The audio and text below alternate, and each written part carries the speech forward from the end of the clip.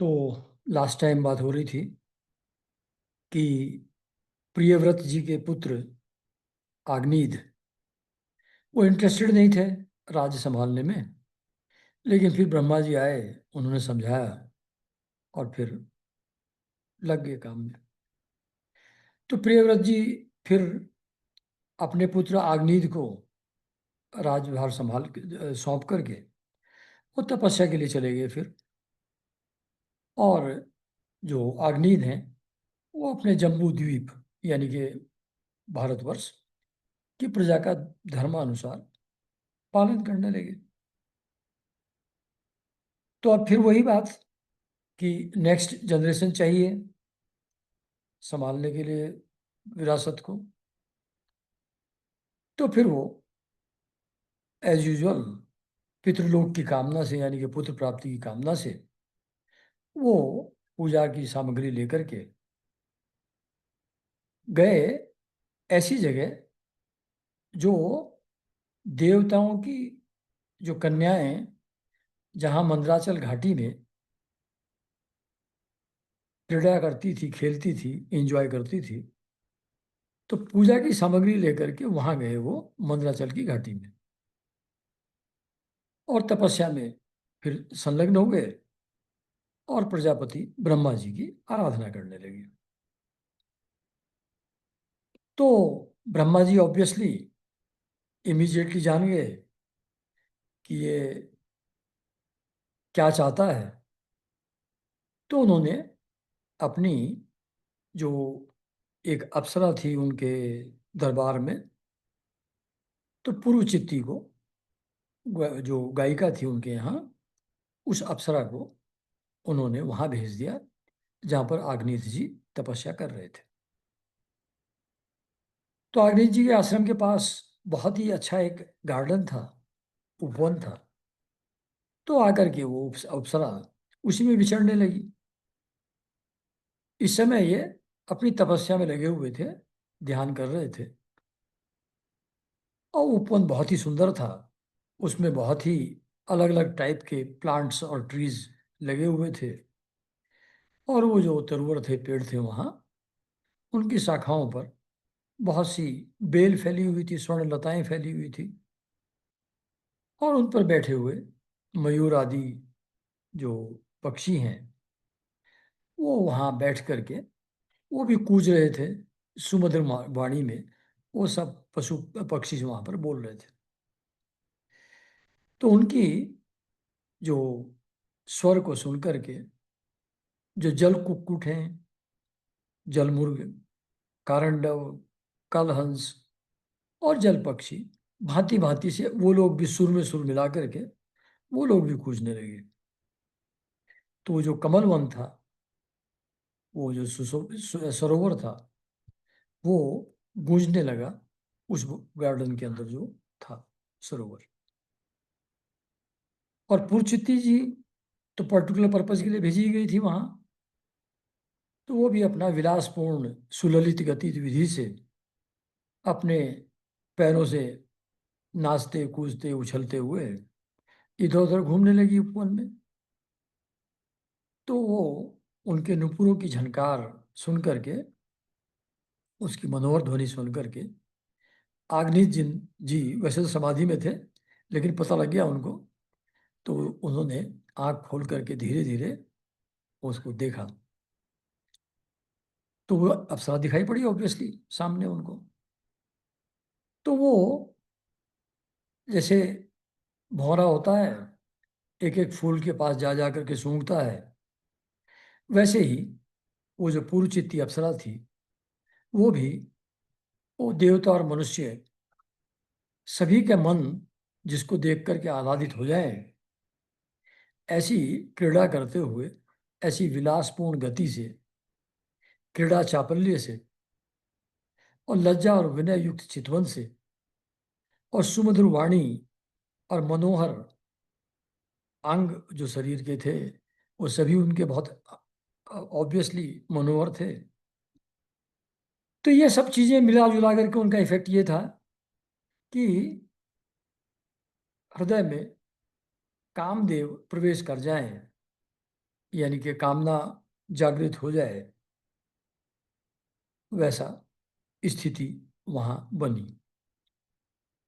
तो जब वो, उसके साथ सखियां भी थी, उनसे बातचीत भी करती रहती थी वो। तो जब हंस हंस करके बोलने लगती थी, जैसे नॉर्मली होता ना, जहाँ भी कुछ यंग लड़कियां इकट्ठी होती हैं तो काफ़ी चहक चहक करके हंसती रहती हैं, बोलती रहती हैं, गप मारती रहती हैं। तो उसी तरीके का माहौल वहाँ था। तो जब वो हंस हंस करके बोलने लगती थी पुरचित्ती, तब ऐसा लगता था कि जैसे उसके मुंह से मधुर झर रहा है। इतनी स्वीट थी आवाज और हंसी। और उनकी जो श्वास निकल रही थी, उसमें से ऐसी खुशबू आ रही थी कि वो भौरे उस खुशबू को सूंघने के लिए उसके मुंह के आसपास मंडराने लगते थे। अच्छा, जैसे कमल को घेर लेते हैं। तो तब वो भौरे मुंह के पास आएंगे तो ऑब्वियसली थोड़ा इनकन्वीनियंस लगेगी। तो वो उनसे बचने के लिए जल्दी जल्दी पैर उठा करके चलती थी आगे पीछे। तो जब जल्दी जल्दी चलती थी तो उसके कुछ क्लस ब्रेस्ट, वेणी, करधनी, वो सब हिलने लगते थे। तो वो हिलते हुए बड़े ही सुहावने लगते थे सभी लोगों को, जो भी उस दृश्य को देख रहे थे। तो यह सब देखने से भगवान कामदेव को आग्नेय के हृदय में प्रवेश करने का अवसर मिल गया, और वे उसके अधीन होकर, कामदेव के अधीन हो गए आग्नेय जी। उनके लिए मिलन की इच्छा जग गई। तो उस प्रबल इच्छा के कारण से वो बिल्कुल पागल की भांति पूर्व चित्ती से इस प्रकार कहने लगे।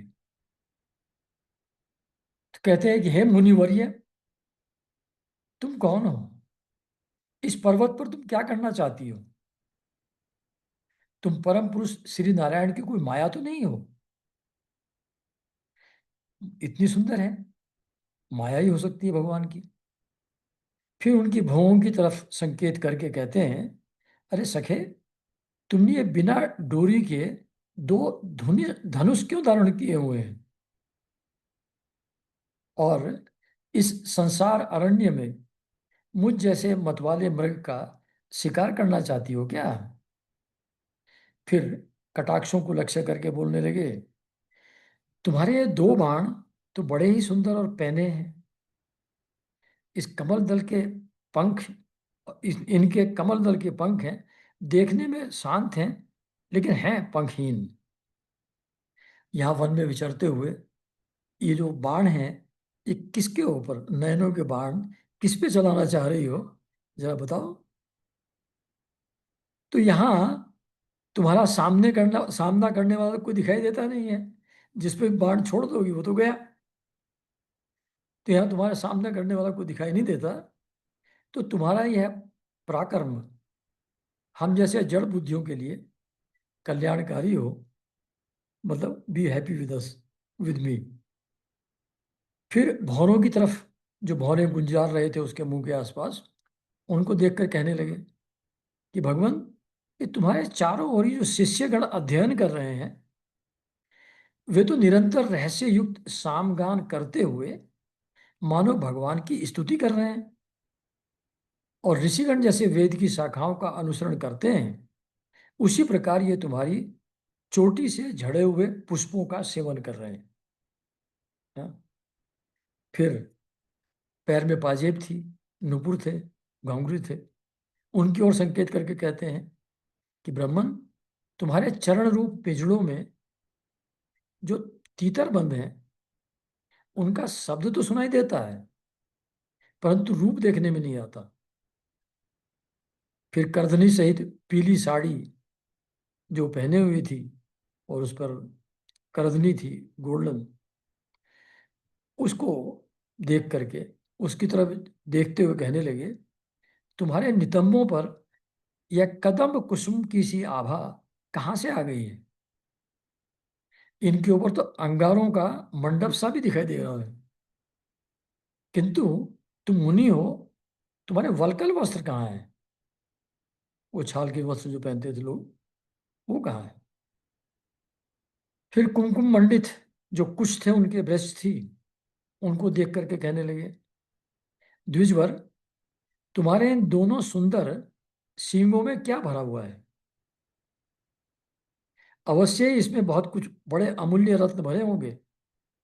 इसी से तो तुम्हारा मध्य भाग इतना पतला, इतना क्रश होते हुए भी, फिर भी तुम इन कलशों का वजन ढो रही हो। तो कुछ कुछ वैल्यूएबल होगा, तभी इतना कष्ट उठा रही हो इनके अंदर है। और यहां जाकर के तो मेरी दृष्टि बिल्कुल अटक गई है इनके ऊपर तो। और ये जो सींग है तुम्हारे, यानी कि वही ब्रेस्ट जो प्रोट्रूडेड है सामने, उनकी बात करते हुए कह रहे हैं, इन पर ये लाल लाल लेप सा क्या लगा रखा है? इसकी गंध से तो मेरा पूरा आश्रम महक उठा है। मित्रवर, मुझे तो तुम अपना देश दिखा दो, जहाँ के निवासी अपने वक्ष स्थल पर ऐसे अद्भुत अवयव धारण करते हैं। वो कौन सा देश है जहाँ तुम्हारे जैसे सुंदर और जो वक्ष स्थल पर इस तरीके के अंग उनके रहते हैं, जिन्होंने हमारे जैसे प्राणियों के चित्तों को क्षुब्ध कर दिया है, तथा मुख में विचित्र हाव भाव, सरस भाषण और अधरामृत जैसी अनूठी वस्तुएं रखते हैं। मतलब ऐसी कौन सी जगह है जहाँ इतने सुंदर, इतने मधुर बोलने वाले, ऐसे विचित्र हाव भाव, ऐसे सुंदर ब्रेस्ट, और ब्रेस्ट को प्रॉपरली ऐसे वस्त्रों से ढका हुआ है जो अपने आप में अत्यंत सुंदर और अट्रैक्टिव हैं। तो वो कौन सा देश है जहाँ तुम्हारे जैसे लोग रहते हैं? वो मुझको अपना देश दिखाओ।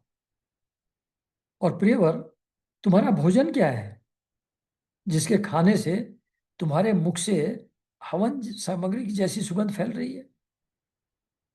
मालूम होता है तुम कोई विष्णु भगवान की कला हो, इसीलिए तुम्हारे कानों में पलक न मारने वाले मकर के आकार के दो कुंडल हैं।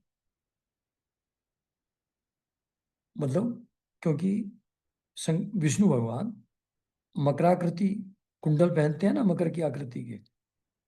तो तुम उनकी ही कोई कला हो, तभी तो तुम्हारे कानों में भी मकर की आकृति के कुंडल हैं। और तुम्हारे चंचल नेत्र भय से कांपती हुई मछलियों के समान है। उनका जो मूवमेंट है आंखों का, पुतलियों का। और दंत पंक्ति हंसों के समान, और घुंघराली अलकावली भौरों के समान शोभायमान हो रही है। तुम जब अपने कर कमलों से ठपकी मारकर इस गेंद को उछालती हो, और तब यह दिशा विदेशों में जाती है और मेरे नेत्रों को तो चंचल कर ही देती है, साथ ही साथ मेरे मन में भी खलबली मचा देती है। जब ऐसा एट्रैक्टिव मूवमेंट बॉडी के सब अंगों का दिखता है, तो मन में भी मेरे खलबली उससे पैदा हो जाती है। और देखो, तुम्हारी जुल्फें खुल गई हैं, जटाजूट खुल गया है, तुम इसको संभाल नहीं रही हो। ये वायु भी कैसा धूर्त है, दुष्ट है, जो बार बार तुम्हारे वस्त्रों को उड़ा देता है। तो वस्त्रों में से कुछ कुछ दिखाई पड़ रहा है उनको बीच बीच में से। तो तपोधन, तपस्वियों के तप को भ्रष्ट करने वाला यह अनूप रूप तुमने किस तप के प्रभाव से पाया है? क्या तपस्या की थी जो इतनी सुंदर तुम बनी हो? मित्र आओ, कुछ दिन मेरे साथ रहकर तपस्या करो। अथवा कहीं विश्व विस्तार की इच्छा से ब्रह्मा जी ने ही तो मुझ पर कृपा नहीं की है। उन्होंने तो नहीं तुमको भेजा, ब्रह्मा जी ने। सचमुच तुम ब्रह्मा जी की ही प्यारी देन हो। अब मैं तुम्हें नहीं छोड़ सकता। तुमने मेरे मन और नय तुम में मेरे नयन और मन ऐसे उलझ गए हैं कि अन्यत्र कहीं जाना ही नहीं चाहते। सुंदर सींगों वाली, तुम्हारा मन जहां हो वहां मुझे ले चलो। मैं तुम्हारा अनुचर हूं, सेवक हूं। और तुम्हारी ये मंगलमयी सखियां भी हमारे साथ ही रहें। कहीं ऐसा ना हो कहने लगे इन सखियों को छोड़ के कहाँ जाऊंगी, डोंट वरी, इनको भी साथ ले चलो। अच्छा, तो ऐसा आग्नेय जी पुरुचित्ती ब्रह्मा जी के दरबार की जो वो हैं अप्सरा, उनको कह रहे हैं। अब सुखदेव जी बता रहे हैं परीक्षित जी को, राजन, आग्नेय देवताओं के समान बुद्धिमान और स्त्रियों को प्रसन्न करने में बड़े कुशल थे। उन्होंने इस प्रकार की रति चातुर्यमयी मीठी मीठी बातों से उस अप्सरा को प्रसन्न कर लिया। वैसे यहाँ कोई जरूरत नहीं थी, वो तो भेजी इसी काम के लिए गई थी, पर खैर जो भी है, ऐसा कहा गया है यहाँ। हाँ, अप्सरा को प्रसन्न कर लिया। वीर समाज में अग्रगण्य आग्नेय की बुद्धि, शील, रूप, अवस्था, लक्ष्मी और उदारता से आकर्षित होकर वह उन जम्बू द्वीप अधिपति के साथ कई हजार वर्षों तक पृथ्वी और स्वर्ग के भोग भोगती रही। तो पहले लाइफ बहुत लंबी होती थी लोगों की। तदनंतर, और पहले भी मैंने एक आध बार कहा था ये बात, कि उस जमाने में इमीडिएटली बच्चे पैदा नहीं होते थे। काफी समय एंजॉय करने के बाद तभी बच्चे पैदा होते थे। तो हजारों वर्ष भोगने के बाद फिर वो आग्नेय जी से, उनके गर्भ से 9 बच्चे पैदा हुए, एक एक साल में, हर साल एक एक। नाभि, किम पुरुष, हरिवर्ष, इलाव्रत, रम्यक, हिरण्यमय, कुरु, भद्राश्व और केतुमाल, ये 9 बच्चे पैदा हुए। तो ये सब एक एक साल में हुए थे। और वो पुरचित्ती जब ये बच्चे पैदा हो गए, इसी काम के लिए आई थी, क्योंकि पुत्र प्राप्ति के लिए ही तो वो तपस्या कर रहे थे अग्निश जी।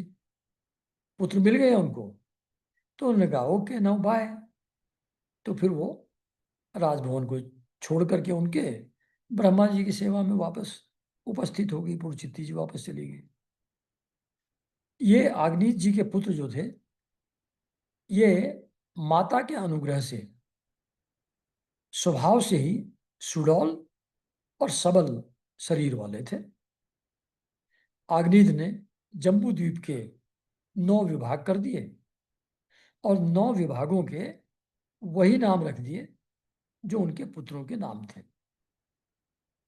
तब वे सब अपने अपने वर्ष, अपने अपने राज्य को भोगने लगे, वो 9 बच्चे जो थे। और महाराज आग्नेय दिन दिन भोगों को भोगते रहने पर भी उनसे अतृप्त रहे, और वे उस अप्सरा को ही परम पुरुषार्थ समझते थे। वही मिल जाए, और कुछ नहीं चाहिए। वो तो चली गई थी छोड़ करके।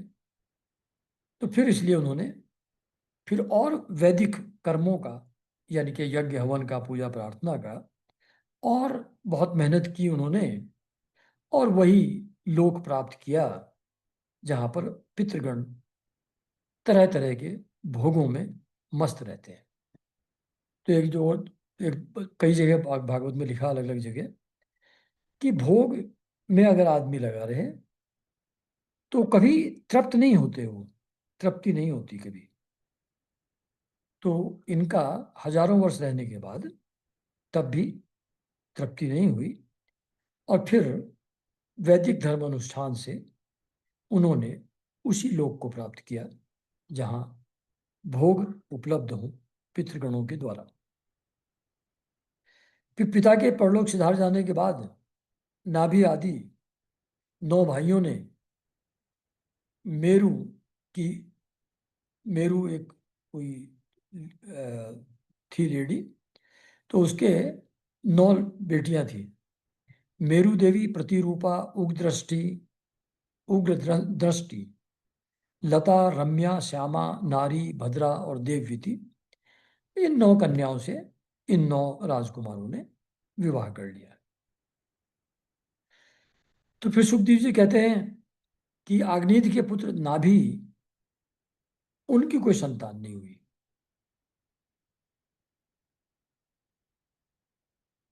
ये नेक्स्ट चैप्टर शुरू हो गया है। मतलब आग्नेय जी का चरित्र वहां पूरा हुआ। आग्नेय जी को तो वो मिल गई अप्सरा। उन्होंने 9 बच्चे पैदा कर दिए। 9 को एक एक राज्य दे दिया बांट करके। और फिर अपने आप वो तपस्या करते हुए पितृलोक को चले गए। तो ये जो 9 बच्चे थे, इनमें से जो बड़ा था नाभि, उसकी कोई संतान नहीं थी। इसलिए उन्होंने अपनी भार्या मेरी देवी के सहित पुत्र की कामना से एकाग्रता पूर्वक भगवान यज्ञ पुरुष का यजन किया। तो यद्यपि सुंदर अंगों वाले श्री भगवान द्रव्य, देश, काल, मंत्र, ऋत्विज, दक्षिणा और विधि, इन यज्ञ के साधनों से सहज नहीं मिलते, तथापि वे भक्तों पर तो कृपा करते ही हैं। मतलब अगर मेयर यज्ञ किया जाए तो उससे प्रसन्न होकर के नॉर्मली श्री हरि विष्णु भगवान प्रकट नहीं होंगे। लेकिन नाभि एक अच्छे भक्त थे। जब उन्होंने इस तरीके का यज्ञ करवाया तो अ, जब महाराज नाभि ने श्रद्धा पूर्वक विशुद्ध भाव से उनकी आराधना की, तब उनका चित्त अपने भक्त का अभिष्ट कार्य करने के लिए उत्सुक हो गया। भक्त के लिए तो भक्त जो चाहता है वो करना ही पड़ेगा। यद्यपि उनका स्वरूप सर्वथा स्वतंत्र है, उनको किसी से, भगवान को कुछ लेना देना तो है नहीं, वो तो कंप्लीटली इंडिपेंडेंट है। तथापि उनके प्रवर्ग्य कर्म का अनुष्ठान होते समय, मतलब ये प्रवर्ग्य कर्म जो लिखा है, ये कोई बड़े लेवल का यज्ञ होता है जो मिनिमम 3 डेज होता है, और ये सोम यज्ञ का पार्ट होता है। तो खैर, वो यज्ञ कर्म का अनुष्ठान जब इन्होंने किया तो फिर उसे मन और नयनों को आनंद देने वाले अवयवों से युक्त अति सुंदर हृदयाकर्षक मूर्ति में प्रकट किया। मतलब भगवान ने अपने आप को एक सुंदर मूर्ति के रूप में, यानी कि फिजिकल फॉर्म में अपने आप को मैनिफेस्ट किया उस यज्ञ के यज्ञ में जो भी ऋत्विज थे और ये नाभि थे और जो भी यज्ञ में पार्टिसिपेट करने वाले थे, उनके सामने उन्होंने अपने आप को प्रकट किया। उनके श्रीअंग में रेशमी पीतांबर था। वक्षस्थल पर सुनोहर सुमनोहर श्रीवत्स चिन्ह सुशोभित था। भुजाओं में शंख, चक्र, गदा, पद्म और गले में वनमाला और कौस्तुभ मणि की शोभा थी। संपूर्ण शरीर अंग प्रत्यंग की कांति बढ़ाने वाले किरण जाल मंडित मणिमय मुकुट, कुंडल, कंकण, करधनी, हार, बाजूबंद और नूपुर आदि आभूषणों से विशोभित थे, विभूषित थे। ये सब चीजें हर भगवान के लिए अलग अलग होती हैं, क्योंकि चेहरा कैसा है तो किसी को पता नहीं। तो पहचानेंगे कैसे कौन से राम जी हैं, कौन से कृष्ण जी हैं, कौन से शिव जी हैं? तो उनका जो मेकअप किया जाता है, जो वो आभूषण धारण करते हैं, वस्त्र धारण करते हैं, और जो पैराफर्नेलिया और है, आयुध है, तो वो सबके डिस्टिंक्ट हैं। सो दैट जैसे ही वो आपको दिखाई पड़े कि भाई चंद्रमा दिख रहे हैं सर पे और गले में सांप दिख रहा है, तो शक्ल कैसी भी हो, ऑब्वियसली शंकर भगवान ही है वो, है ना? तो ये इन चीज़ों को बार बार यहाँ इसलिए रिपीट किया जाता है कि जो विष्णु भगवान है उनका ये पर्टिकुलर धारण किए रहते हैं आयुध और विभूषण, आभूषण और वस्त्र। ऐसे परम तेजस्वी चतुर्भुज मूर्ति पुरुष विशेष को प्रकट हुआ देख ऋत्विज, सदस्य और यजमान आदि सभी लोग ऐसे आह्लादित हुए, इतने प्रसन्न हुए, इतने खुश हो गए कि जैसे किसी निर्धन को अपार धनराशि मिल जाए, वो जितना प्रसन्न होता है, फूला नहीं समाता, वैसे प्रसन्न हो गए। फिर सभी ने सिर झुकाकर अत्यंत आदरपूर्वक प्रभु की अर्घ्य द्वारा पूजा की और ऋत्विजों ने उनकी स्तुति की। ये अर्घ्य जो है, ये जो पानी ऑफर करते हैं, वाटर, वो चीज होती है। तो ऋत्विजों ने भगवान को संबोधित करते हुए नमस्कार करने के बाद ऋत्विजों ने कहा, पूज्यतम, हम आपके अनुगत भक्त हैं, आप हमारे पुनः पुनः पूजनीय हैं, किंतु हम आपकी पूजा करना क्या जाने। जैसे वो है ना, न जानामि, पूजा का अर्थ क्या है, वो लास्ट उसका, नमामि मीशान निर्वाण रूपम। तो उसमें लास्ट में है कि वो, कि पूजा वूजा का मेथड जो है हम कुछ नहीं जानते। तो जब भगवान प्रकट हो जाते हैं तो obviously everybody feels इनएडिक्वेट, nothing before him. तो वही ये लोग कह रहे हैं कि हम कुछ कर तो रहे थे, यज्ञ हवन, पर वो कैसे एक्चुअली होना चाहिए हमको पता थोड़ी है। हम तो बार बार आपको नमस्कार ही कर सकते हैं, इतना ही हमें महापुरुषों ने सिखाया है। आप प्रकृति और पुरुष से भी परे हैं। फिर प्राकृत गुणों के कार्यभूत इस प्रपंच में बुद्धि फंस जाने से आपके गुणगान में सर्वथा असमर्थ ऐसा कौन पुरुष होगा जो प्राकृत नाम, रूप और आकृति के द्वारा आपके स्वरूप का निरूपण कर सके। मतलब जो लोग दिन दुनिया में लगे हुए हैं, इस प्रपंच में फंसे हुए जिनकी बुद्धि, तो वो आपका गुणगान कैसे कर पाएंगे। उनकी कैपेसिटी आपका गुणगान करने की नहीं है। आप तो साक्षात परमेश्वर हैं। आपके परम मंगलमय गुण संपूर्ण जनता के दुखों का दमन करने वाले हैं, और यदि कोई उन्हें वर्णन करने का साहस भी करेगा तो केवल उनके एक देश का ही वर्णन कर पाएगा। मतलब आपका जो गुण है वो इतने हैं कि कोई बहुत ज्ञानी से ज्ञानी भी कोशिश करेगा तो बहुत ही स्मॉल फ्रैक्शन ऑफ दैट को ही का ही कुछ वर्णन कर पाएगा। आपका पार तो कोई पा नहीं सकता।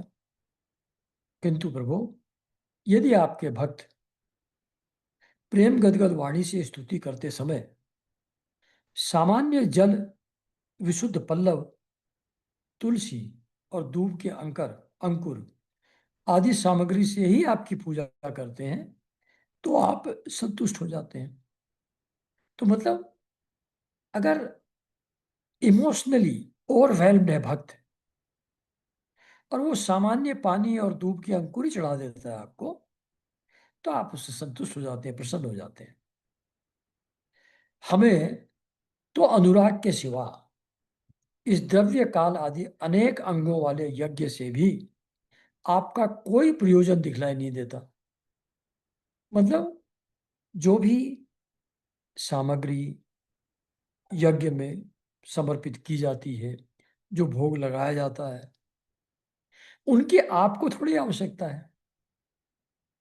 आपके लिए कोई यूटिलिटी उनकी थोड़ी है, कोई प्रयोजन नहीं है।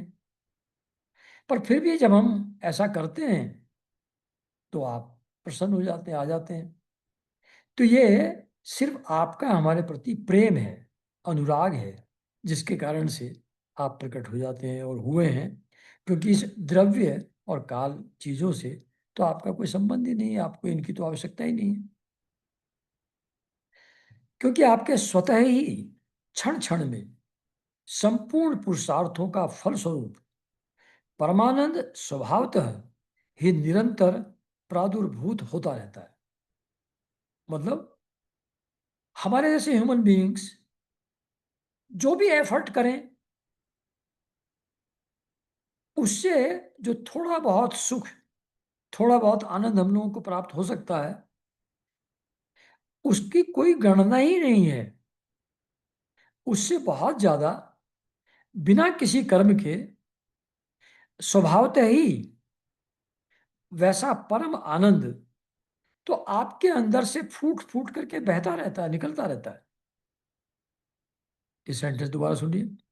क्योंकि आपके स्वतः ही क्षण क्षण में जो संपूर्ण पुरुषार्थों का फल स्वरूप परमानंद स्वभावतः ही निरंतर प्रादुर्भूत होता रहता है।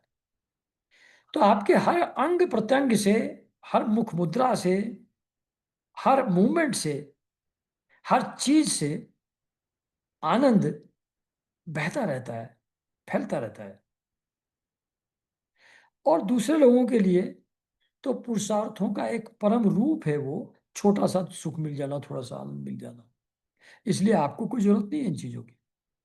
तो इस प्रकार यद्यपि आपको इन यज्ञ आदि से कोई प्रयोजन नहीं है, you have nothing to get from them, तथापि अनेक प्रकार की कामनाओं की सिद्धि चाहने वाले हम लोगों के लिए तो मनोरथ सिद्धि का पर्याप्त साधन यही होना चाहिए। मतलब हम ये छोटा मोटा यज्ञ हवन करके, सामग्री अर्पित करके आपको प्रसन्न करने का प्रयास करते हैं, बियॉन्ड दैट हमारी तो कैपेसिटी है नहीं। तो हमारा मनोरथ आप इसी से सिद्ध कर दें, आप सिद्ध कर देते हैं इसी से। तो कह रहे हैं तथापि अनेक प्रकार की कामनाओं की सिद्धि चाहने वाले हमारे जैसे लोगों के लिए तो मनोरथ सिद्धि के लिए ये पर्याप्त साधन है। तो ये हमारी मनोकामना पूर्ण करने के लिए साधन है, आपके लिए इसकी कोई यूटिलिटी नहीं है, आपके लिए इसका कोई प्रयोजन नहीं है। पर फिर भी इसके अलावा तो हम कुछ जानते नहीं, इसलिए यही करते हैं, है ना। आप ब्रह्मादि परम पुरुषों की अपेक्षा भी परम श्रेष्ठ हैं। हम तो यह भी नहीं जानते कि हमारा परम कल्याण किस में है, इसलिए पर्टिकुलर चीज मांगना खतरनाक है भगवान से। क्योंकि जो मांग रहे हैं हो सकता है हमारे लिए बहुत नुकसान की चीज हो, है ना। तो हम तो यह भी नहीं जानते कि हमारा परम कल्याण किस चीज में है।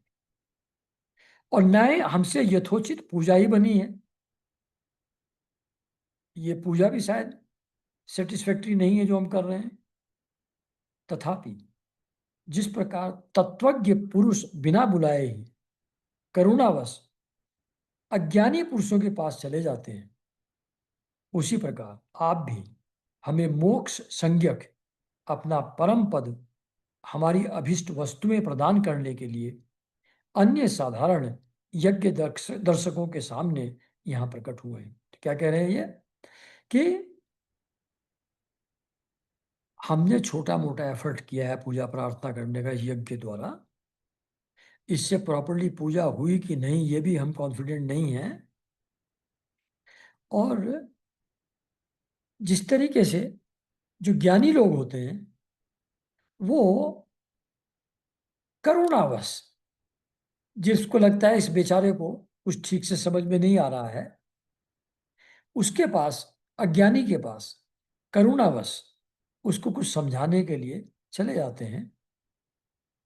तो उसी प्रकार आपने, आपका जो दर्शन है, आपका तो दर्शन मात्र से जो भी कामनाएं हैं व्यक्ति की, जो भी वो इच्छाएं उसकी हैं, जो भी अभीष्ट वस्तुएं उसकी हैं, उनको आप प्रदान करने के लिए यहाँ प्रकट हो गए हैं।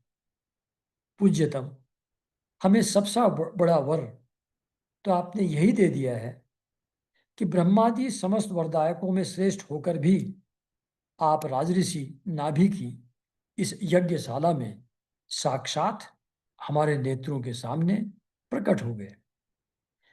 मतलब और क्या वर मांगे, आप प्रकट हो गए एक साधारण सी जगह पर, नाभि के इस यज्ञ में। तो और क्या वर मांगे आपसे? यही वर है, सब कुछ मिल गया आपके दर्शन मात्र से हमको। प्रभु, आपके गुण गणों गुण गणों का गान परम मंगलमय है। भगवान के गुणगान जब करते हैं, स्तुति करते हैं, वो स्तुति ही कल्याणकारी होती है, वही परम मंगलमय है हम लोगों के लिए। जिन्होंने वैराग्य से प्रज्वलित हुई ज्ञानाग्नि के द्वारा अपने अंतःकरण के राग द्वेष संपूर्ण मनों को जला डाला है, अतएव जिनका स्वभाव आपके ही समान शांत है, वे आत्मा राम मुनिगण भी निरंतर आपके गुणों का गान ही किया करते हैं, है ना।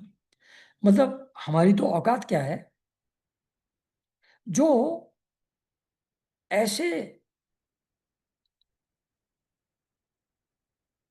ज्ञानी हैं, जिन्होंने उस ज्ञान की अग्नि में राग द्वेष आदि जितने मल होते हैं व्यक्ति के, उन सबको जला डाला है, ऐसे ज्ञानी। और जो इतने शांत हैं, जैसा स्वभाव आपका है शांत, उतना शांत स्वभाव उन ज्ञानियों का है। उतना सब होने पर भी वो आपके गुणों का गान ही करते रहते हैं। तो हमारे लिए भी वही अभिष्ट है, वही गुणों का गान ही हम कर सकते हैं, उसी से हमारा मंगल होगा। अतः हम आपसे यही वर मांगते हैं कि गिरने, ठोकर खाने, छींकने अथवा जमाए लेने या संकट आदि के समय, या बीमारी में, ज्वर में, या मरणासन स्थिति में पहुंच जाए तब, जहां पर अगर उस समय स्मरण न हो सकने पर भी किसी प्रकार आपके सकल कलिमल विनाशक भक्त वत्सल दीन बंधु आदि गुण द्योतक नामों का हम उच्चारण कर सकें। मतलब मैकेनिकली हमारे मुंह से भक्त वत्सल, दीन बंधु, राम, ऐसा शब्द गिरने के समय, ठोकर खाने के समय, छींकने के समय ऐसा निकल आए, ऐसा उच्चारण हम कर पाए, यही वर हमको दे दीजिए। क्योंकि हमारी कैपेसिटी स्मरण करते हुए जानबूझ करके नाम लेने की कैपेसिटी नहीं, हम लोग बहुत पुअर हैं इस मामले में। तो आप ये वर हमको दीजिए कि इनवॉलेंटरीली, अपने आप, अलग अलग स्थितियों में हमारे मुंह से आपके जो अलग अलग नाम हैं, जो आपके गुणों को व्यक्त करते हैं, जैसे भक्त वत्सल, भक्त से प्रेम करने वाला, दीन बंधु, दीनों के सखा, तो ऐसे जो आपके गुणों को प्रकट करने वाले नाम हैं, वो हमारे मुंह से अनायास ही निकल जाए अलग अलग स्थितियों में, ये वर आप हमको दीजिए। इसके सिवा कहने योग्य न होने पर भी एक प्रार्थना और है। आप साक्षात परमेश्वर हैं, स्वर्ग अपवर्ग आदि ऐसी कोई वस्तु नहीं जिसे आप न दे सकें। तथापि तो आप तो कुछ भी दे सकते हैं, लेकिन वही है, भिखारी क्या मांगेगा, अपनी औकात के हिसाब से मांगेगा ना। तथापि जैसे कोई कंगाल किसी धन लुटाने वाले परम उदार के पुरुष के पास जाकर भूसा ही मांगे, उसी प्रकार ये हमारे जो यजमान हैं नाभि जी, ये संतान को ही परम पुरुषार्थ मान रहे हैं इस समय, और ये आपके ही समान पुत्र पाने के लिए आपकी आराधना कर रहे हैं। तो आप तो कुछ भी दे सकते हैं, पर हमको तो ये बहुत मामूली सी चीज चाहिए, एक आपके जैसा पुत्र मिल जाए बस, इसकी इच्छा कर रहे हैं। तो कहते हैं, कहने योग्य न होने पर भी ऐसी तुच्छ चीज मांगते हुए शर्म लगती है, पर अब क्या करें, हमारी इतनी औकात है, हम यही मांगते हैं। यह कोई आश्चर्य की बात नहीं है कि आपकी माया का कोई पार नहीं पा सकता, और न वह किसी के वश में आ सकती है। जिन लोगों ने महापुरुषों के चरणों का आश्रय नहीं लिया, उनमें ऐसा कौन है जो माया के वश में नहीं होता। इन इन अदर वर्ड्स, एक नेचुरल कलोरी इसकी है कि अगर महापुरुषों के चरणों का आश्रय ले लिया जाए, गुरु के चरणों का अगर आश्रय लिया जाए, तब माया का प्रभाव नहीं चलेगा, तब आप माया के पार चले जाएंगे। कह रहे हैं आपकी माया का पार कोई नहीं पा सकता, और न ही वो किसी के वश में आ सकती है। और जिन लोगों ने महापुरुषों के चरणों का आश्रय नहीं लिया, उनमें ऐसा कौन है जो उसके वश में नहीं होता। उसकी बुद्धि पर उसका पर्दा नहीं पड़ जाता, और विषय रूप विष का वेग उसके स्वभाव को दूषित नहीं कर देता। ऐसा कौन है? मतलब अगर महापुरुषों के चरणों की शरण नहीं ली है, जो लोग अपने ही लेवल पर कुछ ज्ञान ध्यान करते रहते हैं, शास्त्र पढ़ते रहते हैं, महापुरुषों के सामने नहीं गए हैं, उनको नहीं मिल पाएगा, वो माया के पार नहीं जा पाएंगे, माया उनके ऊपर हावी रहेगी। तो कहने का मतलब यहाँ ये कह रहे हैं कि जो महापुरुषों के चरणों में नहीं गए, वो माया के वश में ही रहेंगे, उनकी बुद्धि पर माया का पर्दा पड़ा ही रहेगा, उनके जो विषय रूप विष हैं, उनसे उनका स्वभाव दूषित हो ही जाएगा। ये सब चीजें तीनों, माया, बुद्धि पर पर्दा पड़ना और विषय के कंट्रोल में होना, ये तभी संभव है इनसे फ्री होना, जब महापुरुषों की चरणों की में हम आश्रय ले लें, नॉट अदरवाइज। देव देव, आप भक्तों के बड़े बड़े काम कर देते हैं। तो इनका कहने का मतलब ये है यहाँ पर कि जो हमारे नाभि जी हैं, ये अभी महापुरुषों की चरणों की सेवा में नहीं गए हैं, इसलिए इनकी पुत्र प्राप्ति की डिजायर बची हुई है। ये माया के वश में है अभी, और विषयों से इनका मन अभी दूषित है। तब भी आप तो कृपालु हैं, आप फिर भी जो ये चाहते हैं वो इनको दे दीजिए। देव देव, आप भक्तों के बड़े बड़े काम कर देते हैं। हम मंदमतियों के ने कामनावश इस तुच्छ कार्य के लिए आपका आह्वान किया है। यह आपका अनादर ही है, इट इंसल्ट टू यू, कि बुला के मांगा भी क्या, एक लौंडा। अच्छा, किंतु आप समदर्शी हैं, आप छोटे बड़े में भेद नहीं करते, विद्वान मूर्ख में भेद नहीं करते, सब आप ही के हैं, आप समदर्शी हैं। अतः हम अज्ञानियों की इस धृष्टता को आप क्षमा करें कि हमने आपको यहाँ बुलाया आह्वान करके, इतने छोटे से काम के लिए। अच्छा, तो इसके लिए हमको माफ करें, आप क्षमा करें।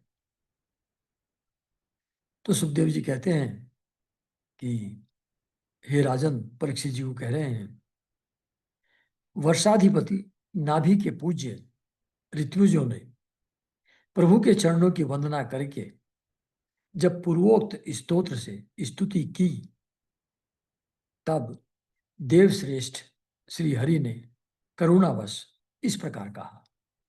अब भगवान कह रहे हैं, ऋषियों, बड़े असमंजस की बात है, मतलब बड़ी दुविधा है मेरे लिए।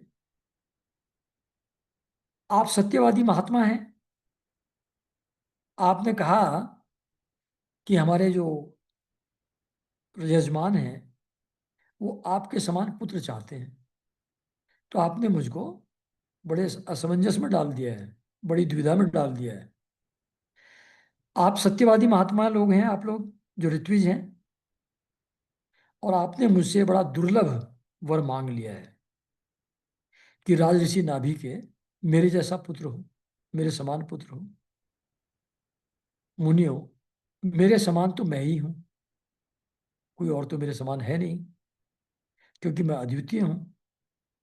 तो भी ब्राह्मणों का वचन मिथ्या नहीं होना चाहिए, क्योंकि जो द्विज कुल है, जो ब्राह्मण है, वो मेरा ही तो मुख है, मेरा मुख ही तो ब्राह्मण है। उन्होंने जब कुछ कह दिया तो that has to be done. इसलिए मैं ही स्वयं अपनी अंश कला से आग्नेय नंदन नाभि के यहाँ अवतार लूंगा, क्योंकि अपने समान मुझे कोई और दिखाई नहीं देता। तो जब आपने कहा कि मेरे जैसा पुत्र चाहिए, मेरे जैसा कोई है ही नहीं, मैं तो अद्वितीय हूँ, तो फिर मैं ही आता हूँ भाई, क्योंकि आपकी बात गलत नहीं होनी चाहिए। यू रिप्रेजेंट मी। अच्छा।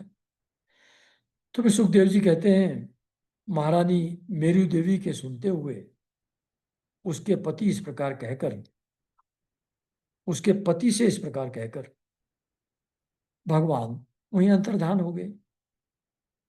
और विष्णुदत्त परीक्षित उस यज्ञ में महर्षियों द्वारा इस प्रकार प्रसन्न किए जाने पर श्री भगवान महाराज नाभि का प्रिय करने के लिए उनके रनिवास में महारानी मेरू देवी के गर्भ से दिगंबर सन्यासी ऊर्ध्वरेता मुनियों का धर्म प्रकट करने के लिए शुद्ध सत्वमय विग्रह से प्रकट हो। मतलब अब आएगा कि वो दिगंबर सन्यासी और जो ऊर्ध्वरेता मुनि, यानी जो नैष्ठिक ब्रह्मचारी जो रहते हैं, उनका क्रियाकलाप कैसा होना चाहिए, उनका रहन सहन कैसा होना चाहिए, उसको प्रकट करने के लिए दिगंबर सन्यासी कैसा होता है, उसको प्रकट करने के लिए, उसका आदर्श लोगों के सामने रखने के लिए, और जो नैष्ठिक ब्रह्मचारी उद्धरेता मुनि हैं, उनका क्या धर्म है उसको प्रकट करने के लिए वो फिर उनके यहाँ नाभि के यहाँ ऋषभ देव के नाम से प्रकट हुए। तो कहते हैं, तो जब वो ऋषभ देव पैदा हुए नाभि के घर में, तो जन्म से ही ऋषभ देव के नाम तो बाद में रखा गया है, मतलब पुत्र के लिए बात हो रही है अभी।